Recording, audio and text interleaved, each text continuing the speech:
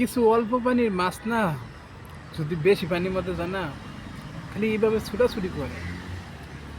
মানে কোন দিকে যাব, কোনো কুল কিনারা দিক বা কিচ্ছুই পায় না।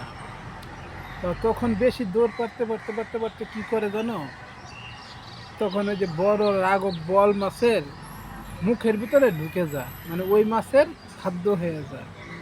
তেমনই কিছু কিছু মানুষ আছে, মানে অল্প, মানে হঠাৎ করে মনে করো যে পয়সার মুখ দেখলে খুব ছোটাছুটি করে, এই ওই অহংকারে, মানে কোনো কিছুর, মানে কি বলবো, ভাষায় কোনো বলার কোনো শেষই নেই।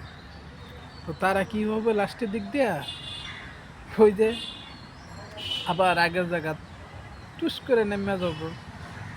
এটাই দুনিয়ার নীতি। যখন বেশি অহংকার হয়ে যায় মানুষের, তখন অবশ্যই হবে। এত অহংকার ভালো না।